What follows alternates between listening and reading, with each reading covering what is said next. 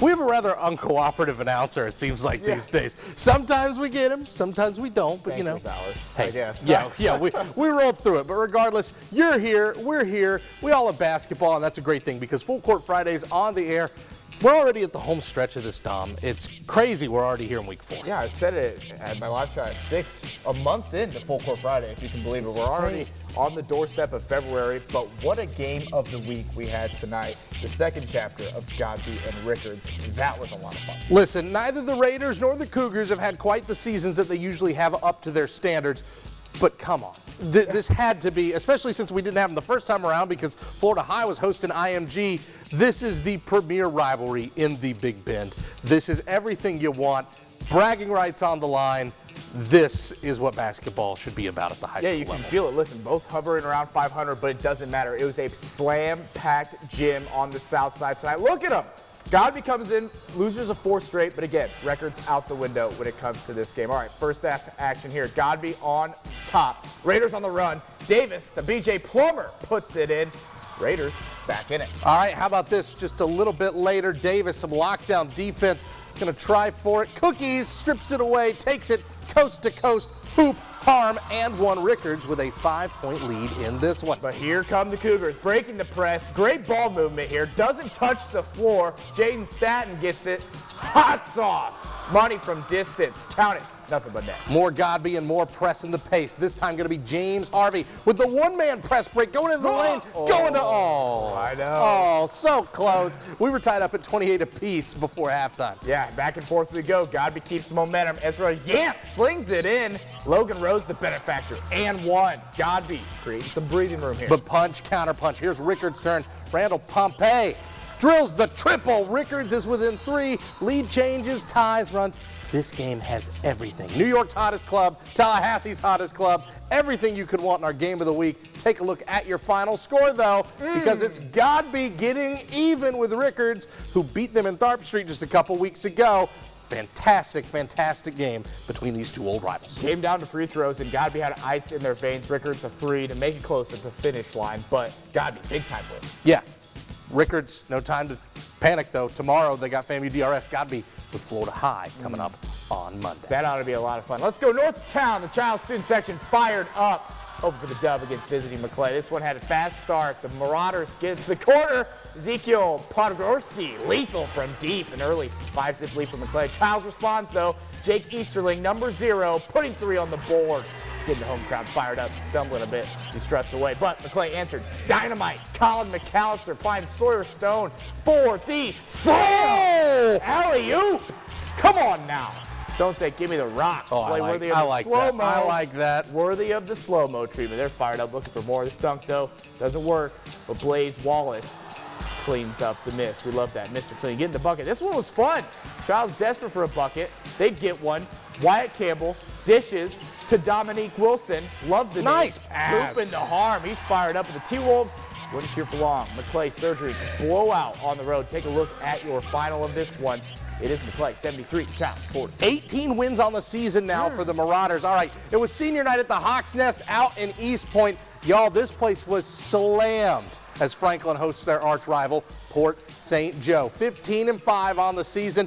My goodness, was it rocking. However, the visitors get the first basket. TJ Jenkins drives in the lane to get that one, and the Sharks are up early, but the Seahawks fire right back. Franklin pressure leads to a turnover. Owen Poloponis, look at the man. He looks like a Gen Z Troy Bolton driving into the lane, and the foul. Franklin is back in front, but back and forth we go, because here comes Jenkins yet again. Another and one of his own. That one finds the basket. This was so much fun and a big energized. I mean, look at how many people don't even have seats here. But Jamarian Beckton gets the 3. It's good to go. And Franklin trying to hurry up because they had a little bit of trouble early on with that full court press from the Tiger Sharks. But McNair going to drive inside, finds Jones. Look at this. Somehow gets that to go that high off the glass. This was just good stuff from the Franklin offense. Later in the first, Poloponis atop the key all alone makes the Tiger Sharks pay with the triple. This was an awesome atmosphere, an awesome game, 57-55.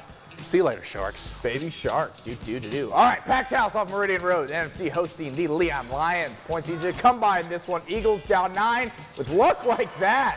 How about that shot? Joshua shoots Throws it up, gets it in. Eagles continue to chip away, trailing Ray with the layup. 7-point game now. The Lions answering though. Tavares Herring gets it to Hassan Shabazz. Bang! Gets the deep 2. Friendly bounce, 27-18 Leon, but the lead would shrink again. Ray with the rainbow. That scraped the ceiling there. Gets it to go. Then the weird vibes return. This 3 no good, but somehow this tip, I mean, come on. The luck on NFC side. Let's take a look at your final here between NFC and Leon. It is the Lions in a 1-point game. Man, some good games, 58-57. However, good news for NFC. Congrats to Traylon. He joins the 1,000-point club. Hey. All right, Thomas County Central, a place we haven't been so far this year. The Jackets Nest, well, technically Jackets Gym. The Jackets Nest where they play football. Tift County Blue Devils, really good year. Thomas County Central hoping to knock them off, but there's the visitors with a buzzer-beating aimed one. Jalen Wingfield going to get this one to go. But every time Central tried to get something going, it just seemed like Tift had an answer. There's a corner 3. I think you get the idea. Take a look at your final score here. The Blue Devils had to beat Central at something. 66-36, your final score there in Thomasville. Ouch, okay. Thomasville played host to Monroe. Hey, these students are fired up in the Rose City. Here we go. A lot to cheer about, I'll tell you that much. Bulldogs on the fast break here. DeRay Randall, Messiah Wilson for 3. Berries. Bulldogs feeling feisty. Check this out, though. Monroe on the one run out a little later. Shame they don't have the rosters up, because I got to give due to this man. What a dunk. Spoiler, that wasn't the only one. Second half here now. Bulldogs trying to get something going. It's Wilson again. He's feeling it. But Monroe, counterpunch on the run again. Another highlight reel dunk. Let this be a lesson. Oof. Put your rosters on max preps. Your final. Monroe gets it done over Thomasville tonight, 67-34. All right, just time for a quick look at the full court scoreboard right now. Now, if you may know, and as you may have emailed us, yes, we know that there is district soccer going on right now. Big night for the Chiles Timberwolves, one of the best teams in their division. 5-0 over the Leon Lions, but still plenty of basketball to go as well. Bainbridge over Westover, they're having a really special season on the boys' side. 20-1. Really special season. Congrats to the Colquitt County Packers getting their first dubs of the night. Or of the season. How about that, Tom? That's right. 46-42, Colquitt winners of boys. Got that wrong. But hey, first win for them, Bainbridge, great season. Hey, when we come back, we're going to be talking to TCC Eagles. I caught up with Rick Cabrera and his team as they continue to run through a special season. But before we go to break, I wanted to send prayers to the Packer family tonight. Longtime CBS college basketball analyst Billy Packer passed away last night. He was the voice of March Madness for 3 decades, and he was a staple, of course, in our neck of the woods on ACC basketball broadcasts. He was 84 years old.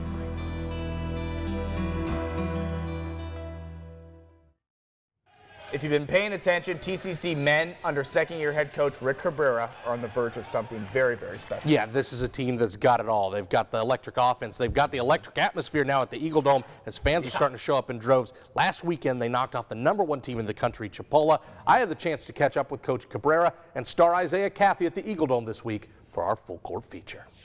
20-game win streaks are uncommon in any level of college basketball, but then again, so are teams like the Tallahassee Community College Eagles. 21-2 on the season, with an exciting mix of explosive players like Addison Patterson and smart veteran leadership like Isaiah Cathy.